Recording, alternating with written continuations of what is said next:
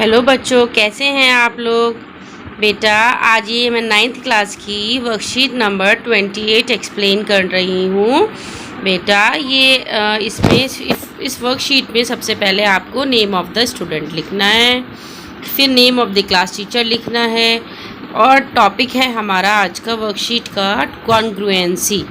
ठीक है, इसमें आपको figures having all their parts equal are called congruent figures। ये देखिए लिखा है ना, ये figures having all their parts equal are called congruent figures। Congruent figures have same shape and equal size।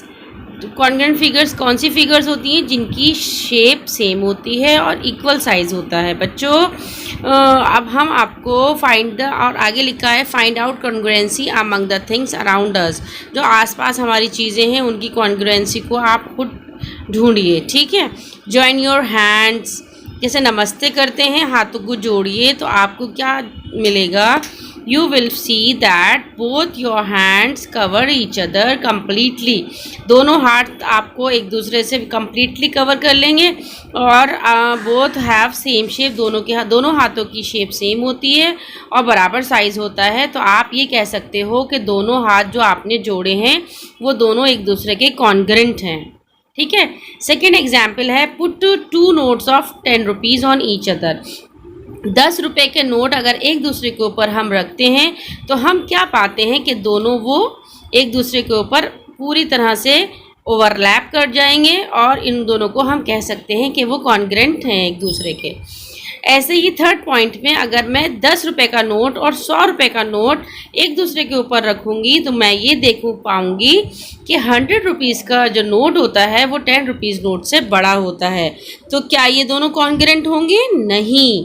तो 10 रुपीज़ नोट और 100 रुपीज़ नोट एक दूसरे के कॉन्ग्रुएंट नहीं है।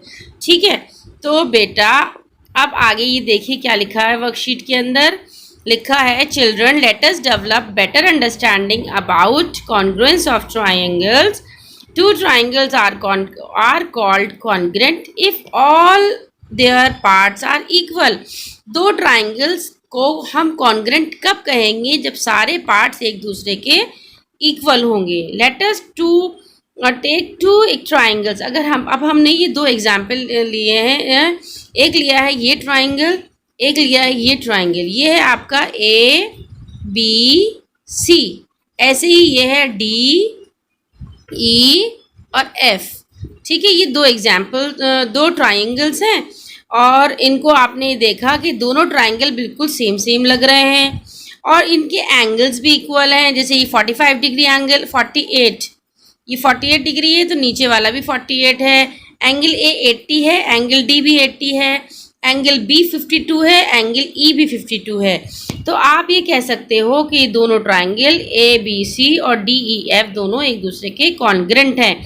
जब कॉन्ग्रुएंट हैं तो हम कह सकते हैं कि AB ये वाली जो साइड है, AB साइड, ये वाली साइड किसके इक्वल है? DE के इक्वल है। BC की साइड, BC ये वाली साइड इक्वल है EF के। ऐसे ही AC की साइड, ये वाली साइड इक्वल है DF के। तो वर्टेक्स A जो है वो कवर कर जाएगा। अगर मैं दोनों एक दूसरे के ऊपर रख दूंगी ट्राइंगल को तो वर्टेक्स A जो है वो कवर करेगा D को। और वर्टेक्स समझते हो? शीर्ष, हिंदी में शीर्ष बोलते हैं।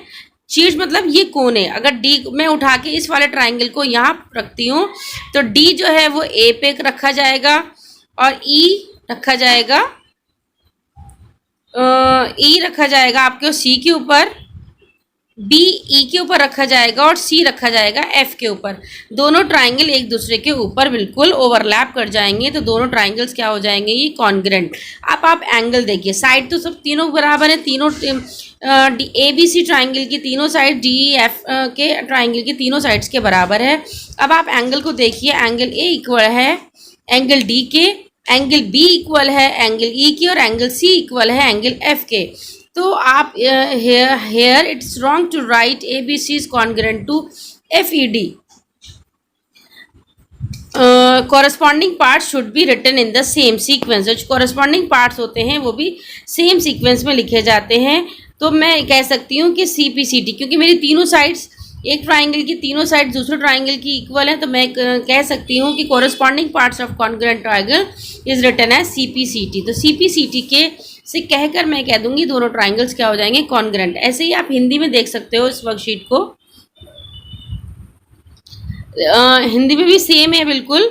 दो त्रिभुज हैं, स्वागसम कहलाते हैं यदि सभी भागों के माप बराबर हों। दो त्रिभुज ABC और DEF लेते हैं, ये लिया है इन्होंने, दोनों एक दूसरे के ऊपर रखते हैं, दोनों त्रिभुज एक दूसरे की तरह पूरी तरह ढक लेंगे, इसलिए हम इन दोनों त्रिभुज को कह सकते हैं कि वो स्वार्गसम है। ठीक है बच्चों, अब इनकी साइड्स देख लीजिए। AB इक्वल टू DE है, BC इक्वल टू EF है और AC is equal to DF है। तो और तीनों के तीनों शीट्स जो हैं एक दूसरे के ऊपर ओवरलैप कर जाएंगे। तो स्वार्गसम त्रिभुजों के संगत बराबर भागों के लिए हम CPCT लिखते हैं। ठीक, अब ऐसे ही आपको एक एग्जाम्पल दे रखा है, आपको खुद प्रयास करने के लिए बोला गया है कि ये दे रखा है, नीचे दो त्रिभुज दे रखे हैं, आपसे पूछा गया है क्या ये दोनों स्वार्गसम है, कॉन्ग्रुएंट हैं या नहीं है। तो आप ये देख सकते हो कि एंगल X, ये एंगल X है, इसकी 50 डिग्री है, तो इधर भी एक 50 डिग्री है, इधर 110 डिग्री का है, इधर भी 110 डिग्री है। एंगल ये 20 डिग्री का एंगल है इधर एंगल Z पर, और एंगल N भी 20। तो तीनों ट्राइंगल एक दूसरे के इक्वल हैं। तो आप यू कैन से कि XYZ is congruent to LMN। ठीक है बच्चों, आपको आई थिंक समझ में आया होगा। वीडियो को अच्छे से देखिए, एक दो बार और देखिएगा, अच्छे से समझ में आएगा।